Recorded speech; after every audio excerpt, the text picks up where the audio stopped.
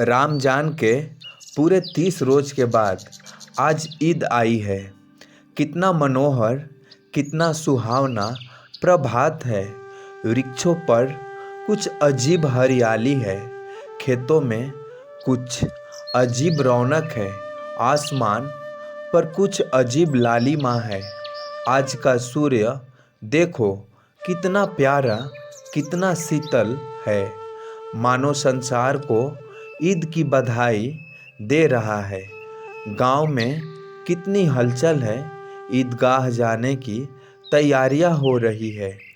किसी के कुर्ते में बटन नहीं है, पड़ोस के घर सुई धागा लेने दौड़ा जा रहा है। किसी के जूते कड़े हो गए हैं, उनमें तेल डालने के लिए तेली के घर भागा जाता है। जल्दी जल्दी बैलों को सानी पानी दे दें, ईदगाह से लौटते लौटते दोपहर हो जाएगी। 3 कोस का पैदल रास्ता, फिर सैकड़ों आदमियों से मिलना भेंटना, दोपहर के पहले लौटना असंभव है। नमस्कार दोस्तों, आप सभी का एस रंजन ज्ञान चैनल पर स्वागत है। दोस्तों, अगर आप लोग अपने मम्मी पापा से प्यार करते होंगे या अपने फैमिली से प्यार करते होंगे तो प्लीज़ हमारे चैनल को सब्सक्राइब कर लीजिए, वीडियो को लाइक कर दीजिए। मुंशी प्रेमचंद जी के कहानी से कुछ सीखना चाहते हैं तो इस वीडियो को लास्ट तक ज़रूर देखें। तो आपका ज़्यादा समय ना लेते हुए चलिए कहानी की शुरुआत करते हैं। लड़के सबसे ज़्यादा प्रसन्न हैं। किसी ने एक रोज़ा रखा है, वह भी दोपहर तक, किसी ने वह भी नहीं। लेकिन ईदगाह जाने की खुशी उनके हिस्से की चीज़ है। रोज़ बड़े बूढ़ों के लिए होंगे, इनके लिए तो ईद है। रोज़ ईद का नाम रटते थे, आज वह आ गई। अब जल्दी पड़ी है कि लोग ईदगाह क्यों नहीं चलते। इन्हें सेवइयों के लिए दूध और शक्कर घर में है या नहीं, इनकी बला से ये तो सेवइयाँ खाएंगे। वह क्या जाने कि अब्बा जान क्यों बदहवास चौधरी कायम अली के घर दौड़े जा रहे हैं। उन्हें क्या खबर कि चौधरी आज आंखें बदल ले तो यह सारी ईद मुहर्रम हो जाए। उनकी अपनी जेबों में तो कुबेर का धन भरा हुआ है। बार बार जेब से अपना खजाना निकाल कर गिनते हैं और खुश होकर फिर रख लेते हैं। महमूद गिनता है 1 2 10 12, उसके पास 12 पैसे है। मोहसिन के पास 1 2 3 8 9 15 पैसे हैं।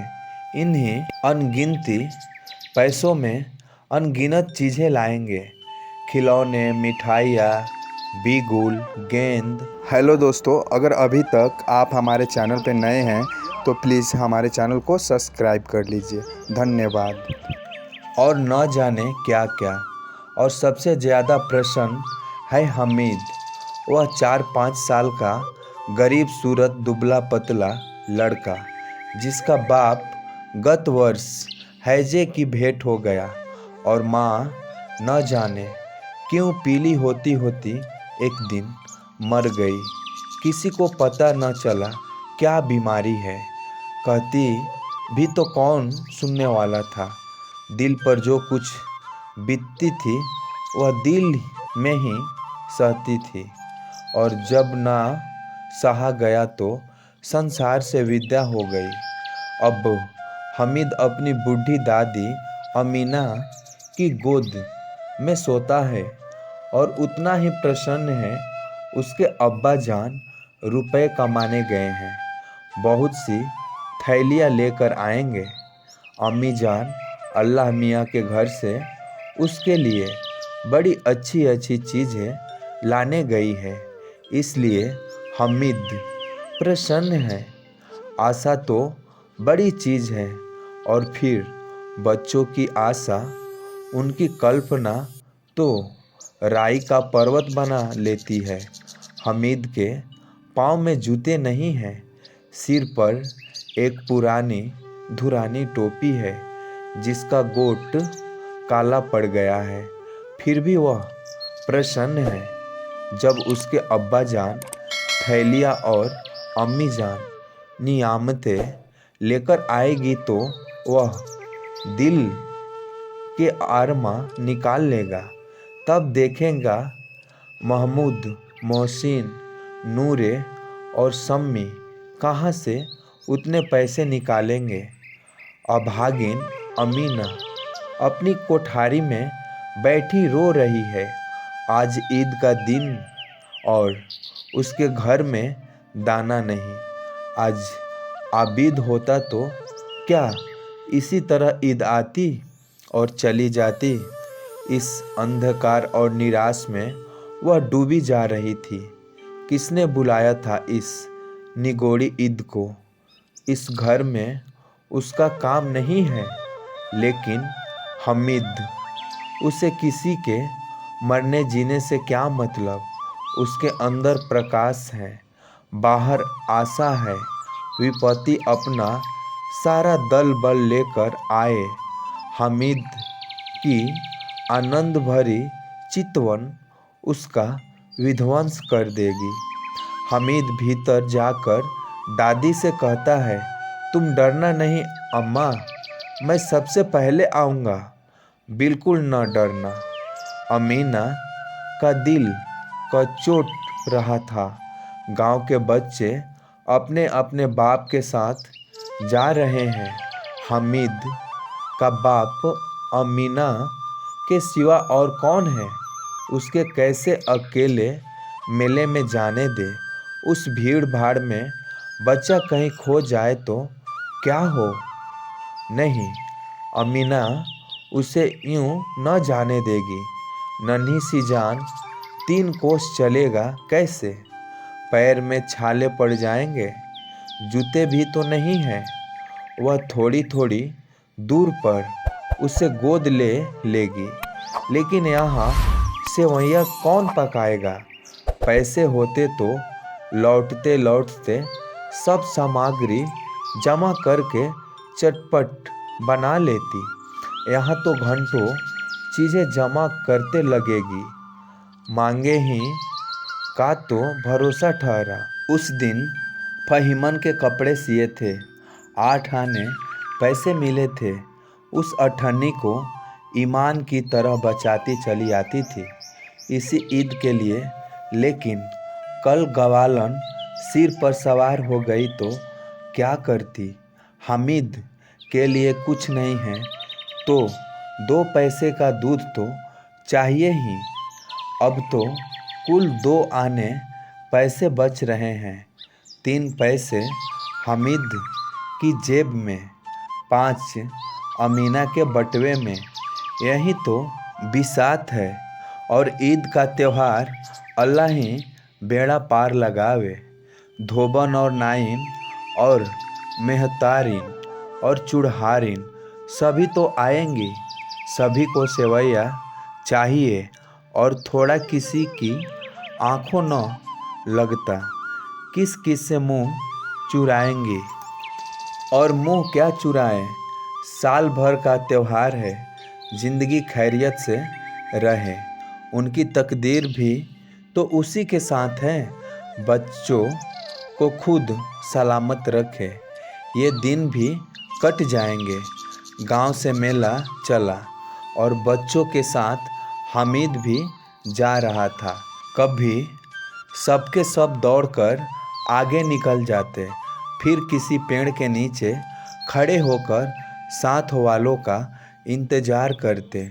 ये लोग क्यों इतना धीरे धीरे चल रहे हैं। हामिद के पैरों में तो जैसे पर लग गए हैं। वह कभी थक सकता है। शहर का दामन आ गया। सड़क के दोनों ओर अमीरों के बगीचे हैं। पक्की 4 दीवारी बनी हुई है। पेड़ों में आम और लीचियाँ लगी हुई है। कभी कभी कोई लड़का कंकड़ उठाकर आम पर निशाना लगाता है। माली अंदर से गाली देता हुआ निकलता है। लड़के वहाँ से कुछ दूर पर हैं, खूब हंस रहे हैं।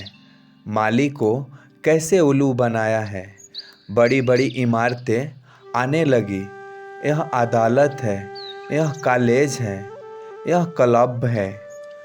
इतने बड़े कॉलेज में कितने लड़के पढ़ते होंगे।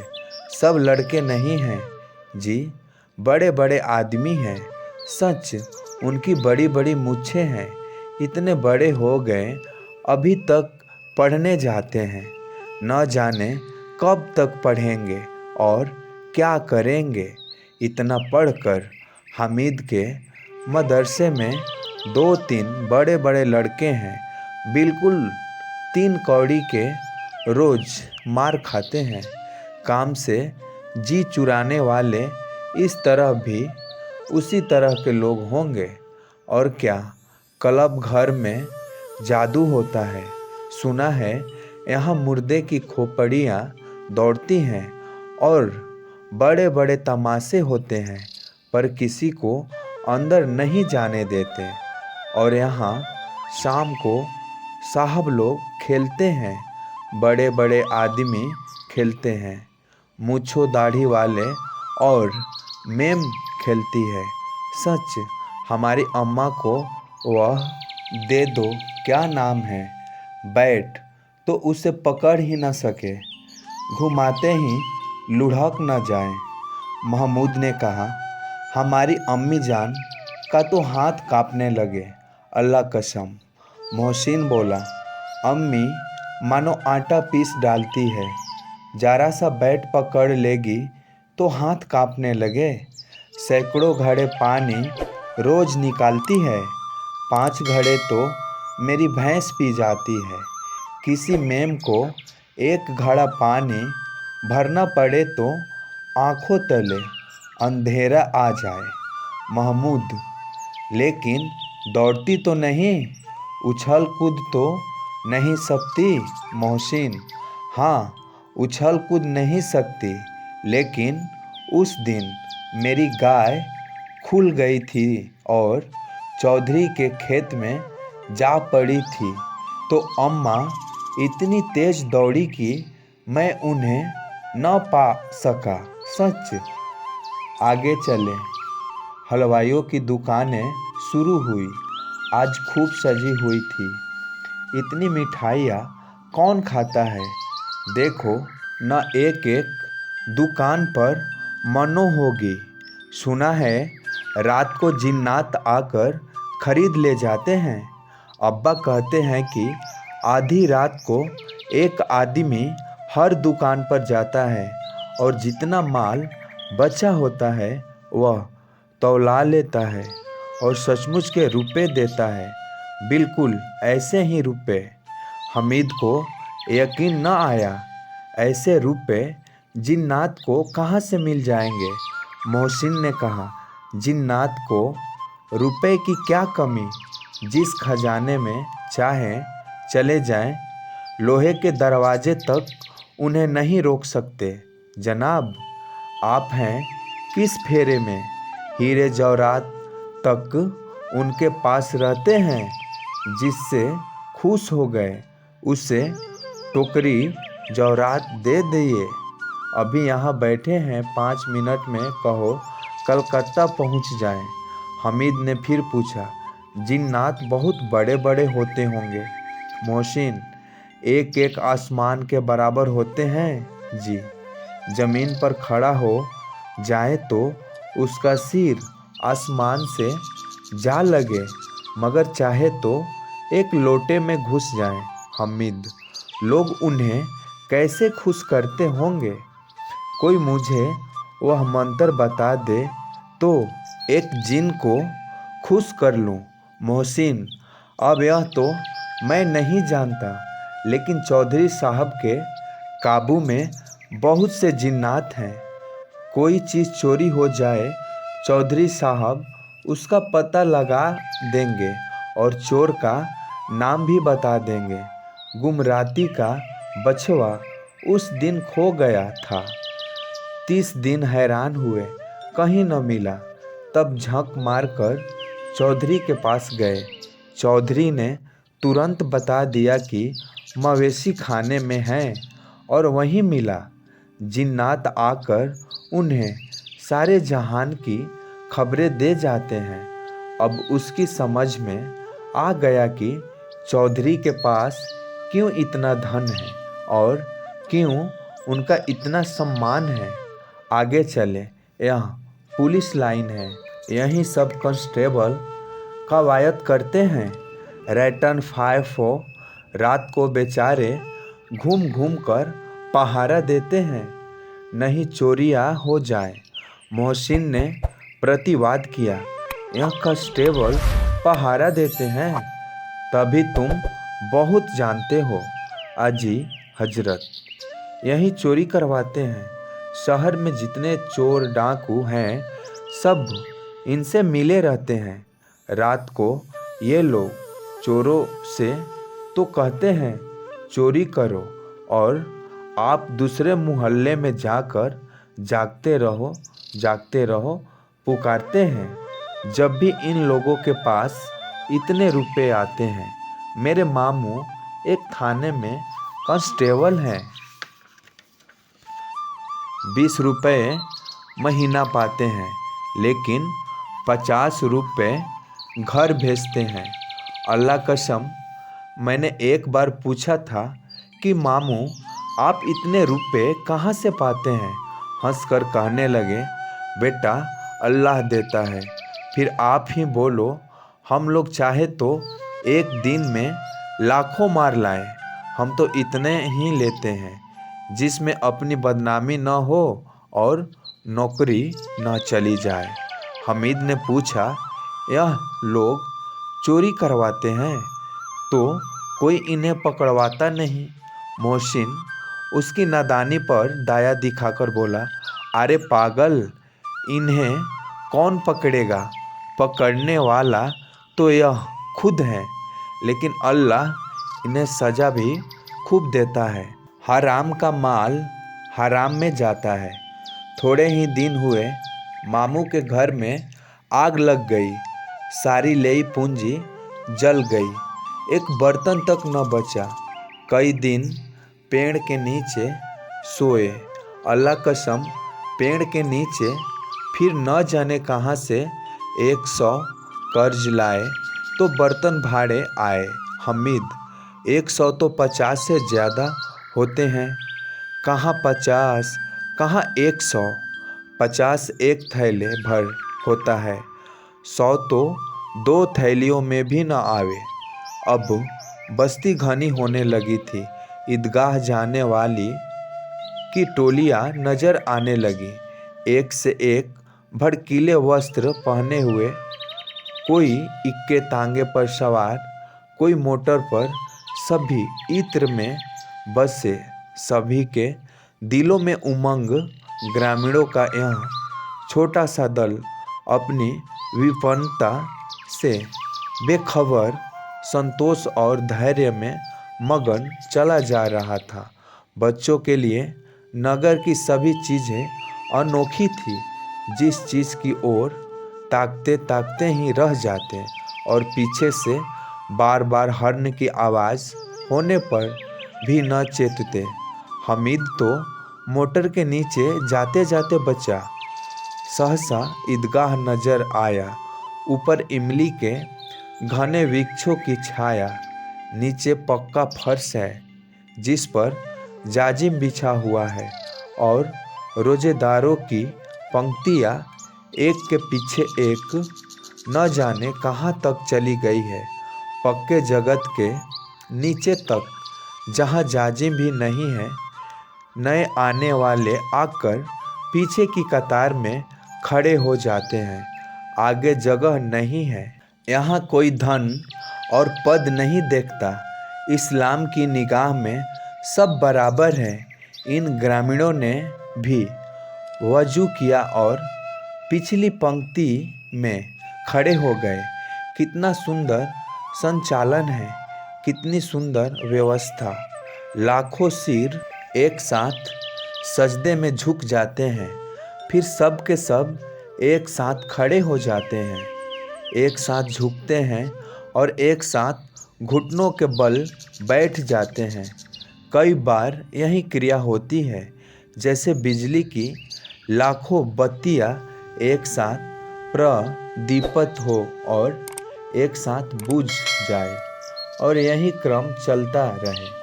कितना अपूर्व दृश्य था जिसकी सामूहिक क्रियाएं विस्तार और अनंत हृदय को श्रद्धा, गर्व और आत्मानंद से भर देती थी। मानो भ्रातृत्व का एक सूत्र इन समस्त आत्माओं को एक लड़ी में पिरोए हुए है। नमाज खत्म हो गई है, लोग आपस में गले मिल रहे हैं। तब मिठाई और खिलौने की दुकानों पर धावा होती है। ग्रामीणों का यह दल उस विषय में बालकों से कम उत्साही नहीं है।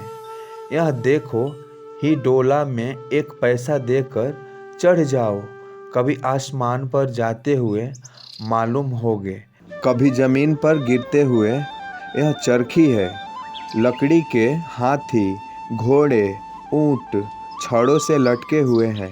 एक पैसा देकर बैठ जाओ और 25 चक्कर का मजा लो। महमूद और मोहसिन और नूरे और सम्मी इन घोड़ों और ऊँटों पर बैठते हैं। हामिद दूर खड़ा है।